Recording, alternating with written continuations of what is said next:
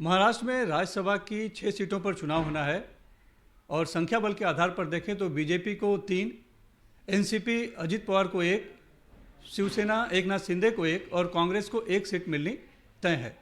लेकिन जिस तरह से अशोक चौहान ने अचानक से पाला बदल लिया है, वो बीजेपी में शामिल हो गए हैं, उससे आशंका है कि कुछ और विधायक भी उनके साथ जा सकते हैं कांग्रेस वाले बीजेपी में।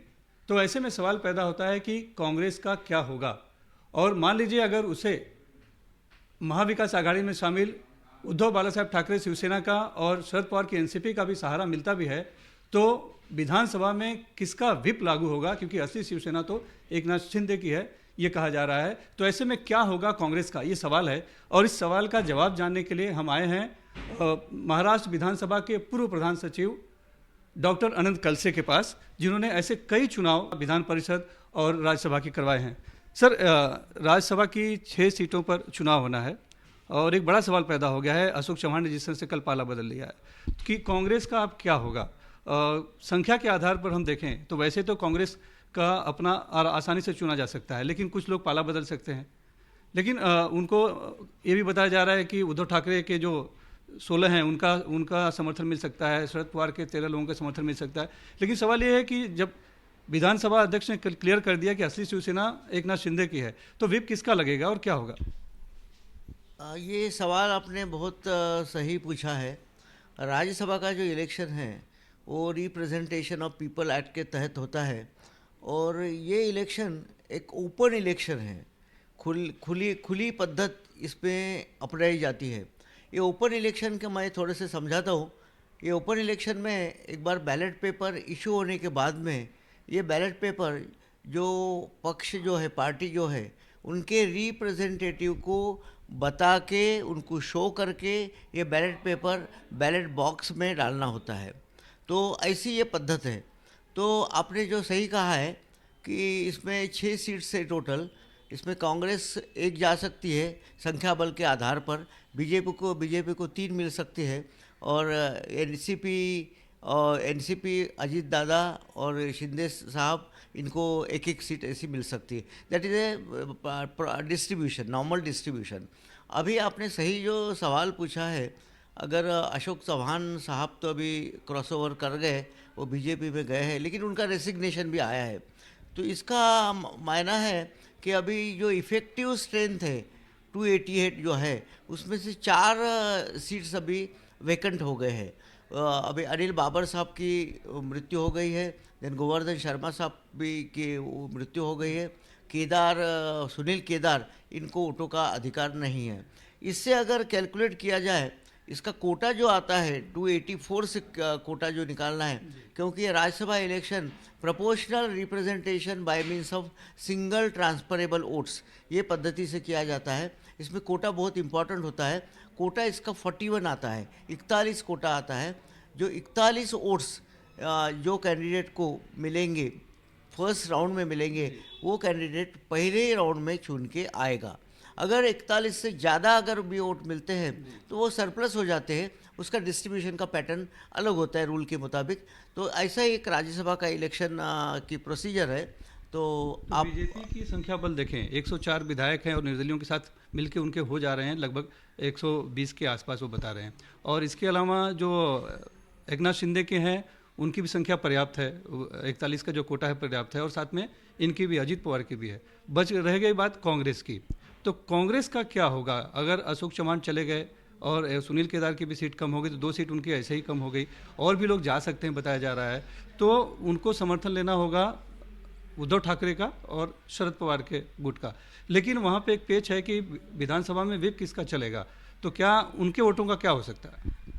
इसमें व्हीप की जो बात है, ये थोड़ा सा पेचीदा सवाल है, क्योंकि राज्यसभा इलेक्शन ये जो हाउस है उसके प्रोसीडिंग का भाग हो सकता है या नहीं, ये एक लीगल एक इशू यहाँ में आ जाएगा। और सुप्रीम कोर्ट ने अभी जजमेंट में कहा है कि जो व्हीप है is only applicable to the legislative functioning. जो विधानसभा का फंक्शन है, विधान परिषद का फंक्शन है, उसी को व्हीप लागू होता है।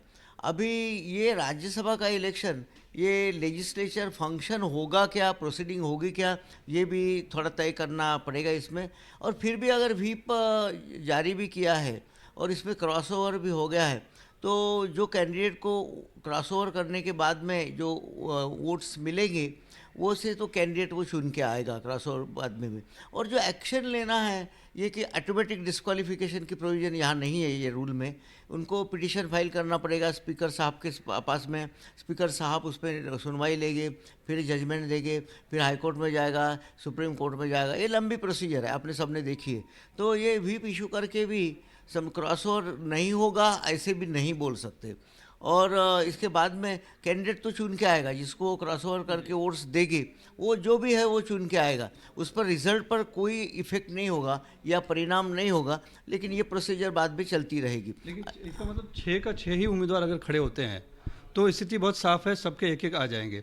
लेकिन अगर बीजेपी चौथा अपना उम्मीदवार खड़ा कर देती है, मैंने 7 लोग अगर मैदान में आ जाते हैं, तो कांग्रेस के लिए मुश्किल पैदा हो सकती है। डेफिनेटली, क्योंकि जो बीजेपी की स्ट्रेंथ है और बाकी जो निर्दलीय वगैरह उनके साथ है, इसका अगर जायज़ा लिया जाए तो 4×3=12, तो 124 जो वोट्स है वो 3 कैंडिडेट के लिए लगते हैं। तो उनके स्ट्रेंथ के आधार पर वो 3 तो क्लियर आ सकते हैं, लेकिन उन्होंने चौथा अगर खड़े कर दिया तो ये चौथे 6वें सीट के लिए इलेक्शन होना, 6वें सीट के लिए वो काउंट किया जाएगा, क्या होगा क्या नहीं। लेकिन फिर बाद में कांग्रेस के कितने बाहर जाते हैं अशोक चौहान साहब के साथ में, इस पर बहुत सारा डिपेंड होता है। और क्रॉस वोटिंग कितनी होती है इस पर भी डिपेंड होता है। और जो 6वीं सीट कांग्रेस को मिलना है या बीजेपी को मिलना है, ये तो अभी जब काउंटिंग होगी, वोटिंग होगी, तभी जान सकते हैं। लेकिन क्रॉस ओवर अगर हो गया तो रिजल्ट में भी परिणाम आ सकता है। इस चुनाव में, ऐसे चुनाव में सेकंड प्रेफरेंस के वोट का भी बहुत महत्व रहता है, लेकिन इस बार लगता है कि वो मौका ही नहीं आएगा। सेकंड प्रेफरेंस मुझे कोई लगता नहीं, क्योंकि ज़्यादा एक्सेस वोट किसके पास भी नहीं है। कैसे कोटा से ज़्यादा अगर वोट्स मिले, समझो 41 का कोटा है, अगर वो 50 मिले तो 9 वोट सेकंड के हो जाते हैं। तो मुझे नहीं लगता कोई कैंडिडेट का बहुत सारा ये हो जाएगा सेकंड का वगैरह। लेकिन फर्स्ट राउंड में सभी कैंडिडेट 6 लोग चुन के आएंगे ऐसे मुझे लगता है। लेकिन सेकंड का भी हुआ तो ये भी प्रोसीजर है, कंडक्ट ऑफ इलेक्शन रूल्स में उसकी भी प्रोसीजर है। कोटा से ज़्यादा वोट्स कैसे डिस्ट्रीब्यूट किए जाते हैं, क्योंकि नंबर ऑफ़ वैलिड वोट्स जो रहते हैं वो सभी वोट्स काउंट किए जाते हैं। समझो एक आधे कैंडिडेट को 50 वोट मिले तो 41 का कोटा है, तो 9 वोट्स जो है 9 वोट सरप्लस हो जाएंगे। तो इसके लिए फिर पूरे 50 बैलेट पेपर और छाननी करते पड़ते हैं सेकंड राउंड में। और 50 बैलेट पेपर में दूसरा प्रेफरेंस को कौन से कैंडिडेट को गया है वो छानना पड़ता है। फिर वो दूसरा प्रेफरेंस के बेसिस पर वो सेकंड वोट किसको गए वो काउंटिंग करनी पड़ती है। ये बहुत पेचीदा काउंटिंग है, ये एक थोड़े ही मिनट में समझाना ज़रा थोड़ा सा मुश्किल है। लेकिन क्या ऐसा अभी है कि कांग्रेस का उम्मीदवार हार भी सकता है? ऐसा हो सकता है? इतने वोटों उनके पास हैं और सहयोगी भी है एमबीए के।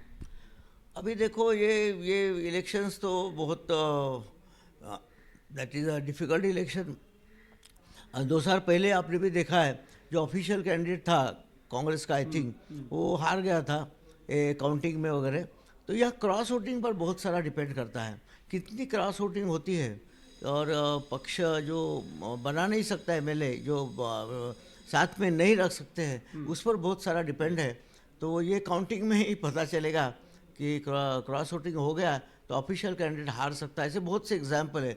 सुधाकर गनगने मैं जानता हूँ, विलासराव देशमुख साहब जब सीएम थे तो सुधाकर गनगने कांग्रेस के ऑफिशियल कैंडिडेट थे, ये काउंटिंग में वो हार गए थे बाद में। और ऐसे एग्जाम्पल है, लास्ट ईयर भी ऐसे ऑफिशियल कैंडिडेट हार जाने के भी एग्जाम्पल अपने पास है। तो ऐसे हो सकता है ये काउंटिंग में। कुल मिलाकर जो 6 सीटों के लिए वोटिंग है बहुत ही दिलचस्प है। लेकिन इसमें अगर बीजेपी अपना और 7वां यानी कि 7वां उम्मीदवार भी खड़ा कर देती है, यानी अपना चौथा उम्मीदवार भी खड़ा कर देती है और 7 उम्मीदवार मैदान में आते हैं, तो स्वाभाविक तौर पर एक बड़ा खेला हो सकता है। मुंबई से कैमरामैन अमित पवार के साथ सुनील सिंह, एनडीटीवी इंडिया के लिए।